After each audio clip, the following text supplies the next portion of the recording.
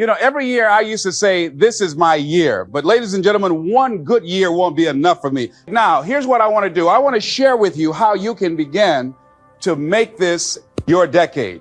Now, here's what we know. That people don't do what they know in life, but what they do is they operate within the context of the vision they have of themselves. So what I want to share with you is how to begin to get a larger vision of yourself and how to begin to make this your decade. Because in order to do that, it's going to be very challenging. It's going to require a lot of work on your part, an ongoing process of personal and professional self-mastery. And it's going to require that you begin to see yourself worthy of the requirements in terms of effort, in terms of commitment, in terms of action, in terms of preparation, or whatever it is that you need to do in order to take your life where you want to take it. So one of the first things I ask you to do is I want you to look at your life right now and think about something that's important to you, something that gives your life a sense of value. Think about something that you'd like to have or something you'd like to create for you or your family or for society. I want you to hold this thought in mind. Now, one of the first things I want you to do is don't worry about the inner conversation that you're going to have. Don't worry about how you're going to do it. That's going to come. You're going to develop a plan of action. You will find the way. You'll become the kind of person that can attract the people, the resources, and everything you need in order to make that become reality. But I want you to be mindful of your inner conversation. That inner conversation, ladies and gentlemen, is the reason that most people take their greatness, take their ideas to the graveyard with them. You know, the wealthiest place on the planet, a minister said recently, and it was so true, is not the gold mines in the various areas of the world or the diamond mines. The wealthiest place on the planet is the graveyard. Because in the graveyard, we will find inventions that we never, ever were exposed to, ideas, dreams that never became reality, hopes and aspirations that were never acted upon. Because most people allow that inner conversation, for whatever reason, to keep them from ever pursuing their goals. So let us begin to look at what's required in order to make this our decade. Why is it that most people don't ever reach their goals or live up to their true potential? One is fear.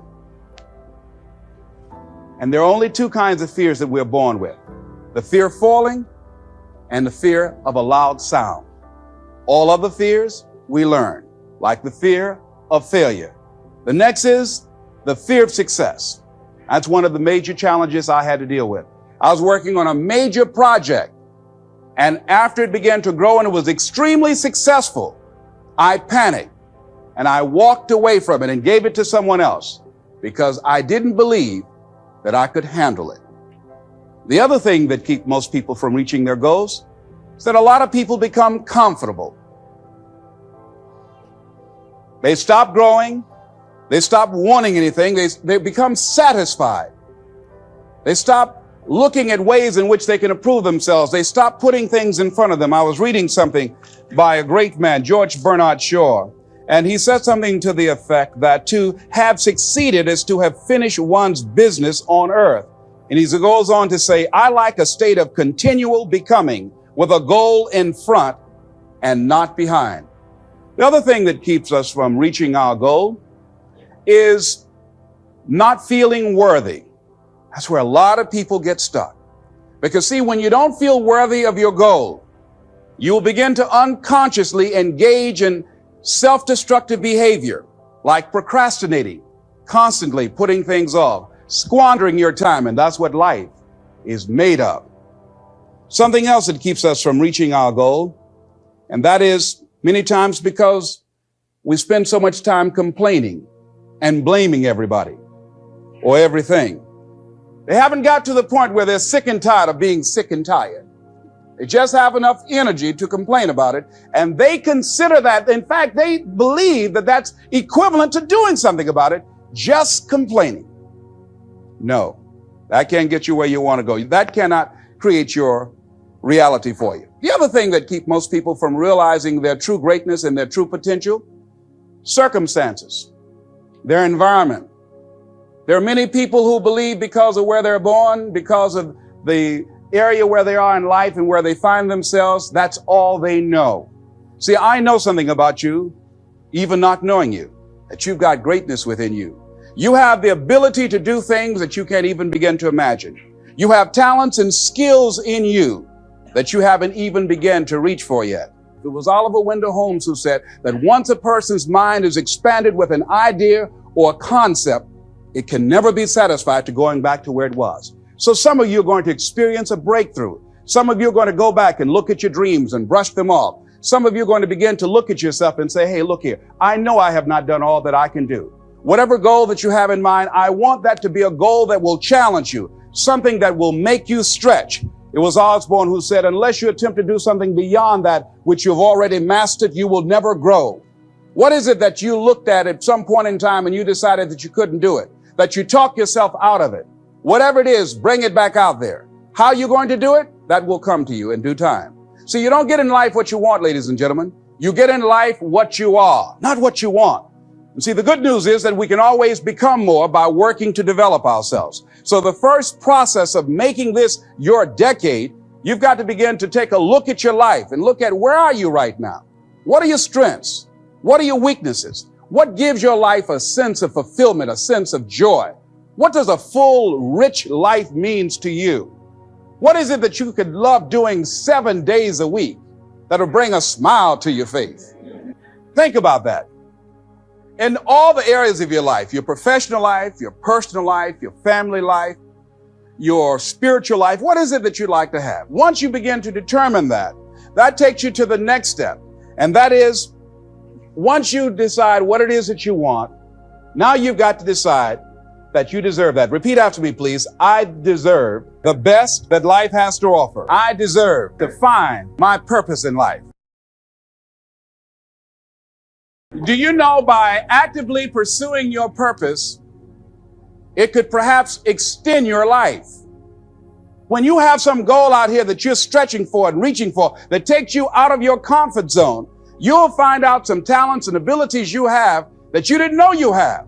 But I never would have discovered what I'm able to do right now if I wasn't willing to take a chance. And you've got to be willing to do that. You've got to believe in yourself. See, ladies and gentlemen, life is too short trying to play it safe. It's too short and unpredictable, being miserable. It's too short for that. Here's the thing. There's no safe position in life. You've got to decide to be bold.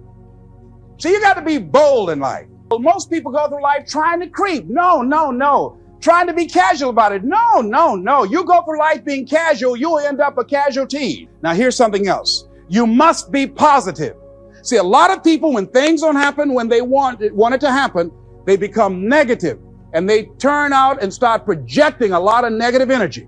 No, you've got to make a conscious, deliberate, determined effort to be positive. Because see, when you know within yourself things are going to work out for you, when you know within yourself that some way, somehow you're going to make it, and these are just some of the hoops you've got to flip through in order to get there, it's okay. So one of the things, in order to make this your decade, in order to reach your goals, you've got to find some reasons that make you strong, some reasons that will make you hang in there when times get rough, because they're going to get rough. It's going to be very challenging. Whenever you decide that you want to grow, whenever you decide that you want to go to another level, all hell will break loose. Everything that will happen, that can happen, will happen, and at the worst possible moment. They call it Murphy's Law. See, whenever you decide that you want to go to another vibration, it's like when you get into an airplane. The first thing they tell you to do is do what? Fasten your seatbelt. Because you're going to experience some turbulence when you're going up. And some of you are already experiencing that turbulence. Don't be frightened by that. See, whenever you decide you want to go to another level, you've got to fasten your psychological, your mental, and your spiritual seatbelt. Because it's going to be a while before you experience a comfortable altitude. You're going to get there. It's there. But you've got to go through this phase here. This is how you grow. This is how you develop. See, life is like a roller coaster. Sometimes you're up, sometimes you're down. Sometimes things go well, and sometimes they don't go well. But in the down moments, that's when you discover who you are. During the down moment, see, in this prosperous time, you put it in your pocket. In the lean times, you put it in your heart. Why is it that you deserve your goal? What are the 5 reasons that you won't give up when life catches you on the blind side? When the messenger of misery visits you, what are you going to do? What will keep you in the game when life knocks you to the canvas? Hello, it's going to knock you down. When people disappoint you, and that's going to happen. When they betray you, and that's going to happen. When they lie to you, and that's going to happen. When they say, oh, you can count on me, and they won't show up. And that's going to happen. When you want to throw in the towel and give up yourself, and that's going to happen. When life collapses on you and catch you on the blind side, it drop you to your knees and start choking you. What reason can you remember that you can call on, that you can reach on, that can make you get back up? Find that reason. I believe, like Frank Sinatra, he said, the best revenge in life is massive success. I'm doing this so I can become massively successful. And with that kind of courage, with that kind of affirmation and reason to empower me, I got a saying that when life knocks you down, try and land on your back, because if you can look up, you can get up. When things don't work out for you, when things happen that you could not anticipate, what are the reasons that you can think of that can keep you strong? That can keep you in the game, that will be your rod and staff to comfort you, that can be your bridge over troubled waters. Those reasons are very important. Nietzsche said, if you know the why for living, you can endure almost anyhow. So find out the reasons that you do what you do. Find out the reasons that will make you strong, that will make you walk by faith and not by sight, that will make you pursue your dream when everybody is against you or don't believe in you no more. And let me tell you something, that's a lonely feeling. It's a lonely feeling, particularly people that you're doing it for, or people that stand to benefit the most, or people who should be the number one members in the encouragement club, but they end up saying, you can't do it, and they become members of the discouragement club. Oh, it hurts very badly. I know what that's like. Have people that you love close to you that look at you with that look and say, why don't you try something else? Why don't you give up? I said, but this is my life. I have got to do this. Make a commitment to be happy.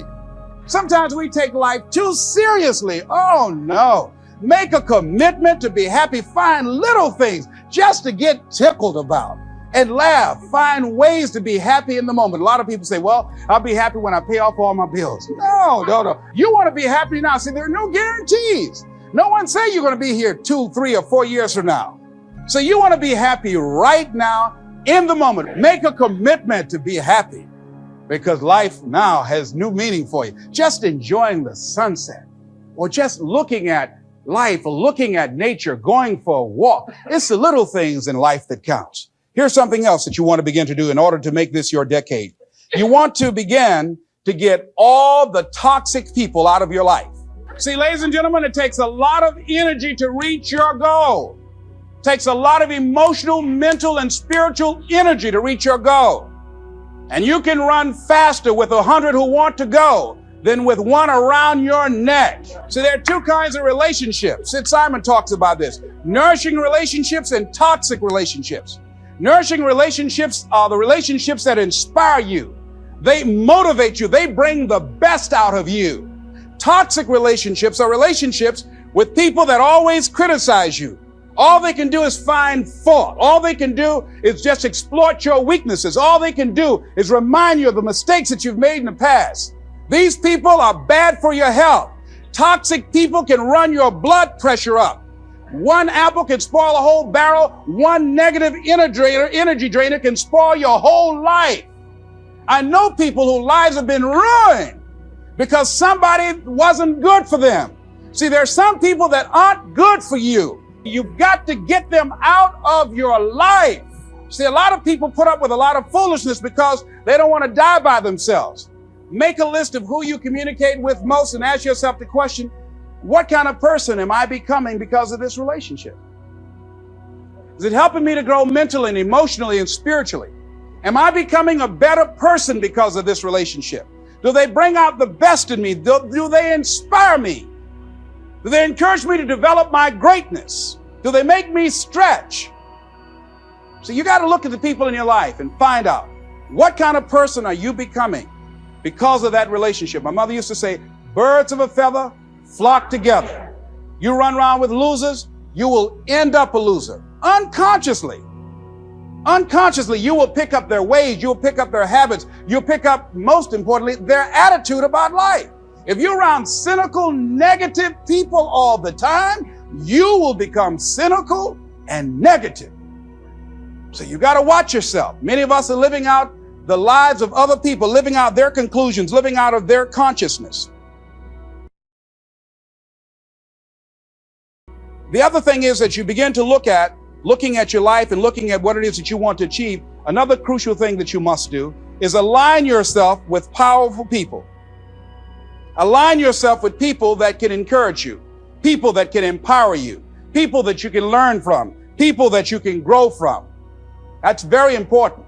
See, if you have people around you that can contribute to your growth, and you want to do that too, you want to align yourself with people who think like you, people who dream like you, people who want more out of life, people that are stretching and searching and seeking some higher ground in life, as opposed to the majority of people. Somebody said, always strive to get on top in life because it's the bottom that's overcrowded.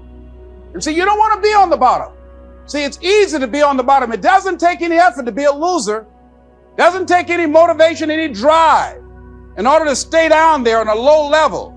But it calls on everything in you, ladies and gentlemen. You have to harness your will to say, I'm going to challenge myself. Sometimes I have to pull myself out of bed and say, come on, Les. Things I know I should do, I don't do. Things I shouldn't do, I do. I found that the biggest enemy you have to deal with is yourself. There's an old African proverb that says, if there's no enemy within, the enemy outside can do us no harm. As you begin to look toward making your life different, as you begin to look at yourself, you've got to redefine yourself. Who are you right now? And who must you become in order to create what you want? What has to change about you? What is it that you're doing right now that would be a liability for you? As you begin to look toward the future and take inventory of yourself, what is it about you right now that you've got to leave this behind because this no longer fits? Looking at where you want to go and the kind of person that you must become, the kind of standards that you have for you. What is it that you must do differently? It makes sense unless you change your pattern, unless you change the way you're thinking, unless you change your behavior, you're going to continue to produce the results in your life. See, all of us are winners, but some of us are producing results that we don't want. And so all you have to do is look at your game plan, look at your strategy. How is it that you have been being? What is it that you've been doing to produce this? So you're the director, you're the producer, you're writing the script, you're the star of your life. And as you begin to look at your life, you can decide whether or not it's a smash or whether or not it's a flop. That's in your hands. Look at your life, look at where you want to go. Don't worry about your circumstances. Don't worry about your age. See, it's time now. If you want to make this your decade, you've got to start saying yes to your life. You've got to start saying yes to your dreams, yes to your unfolding future, yes to your potential. So as you begin to look at this decade and affirming that this is your decade, as you set goals that will make you stretch, that will bring out the best in you, as you begin to remove the negative, toxic people from your life, as you decide to take some chances in life, and that's one of the things that's very important. Viscard said, if you're not willing to risk, you cannot grow. And if you cannot grow, you cannot become your best. And if you cannot become your best, you cannot be happy. And if you can't be happy, then what else is there?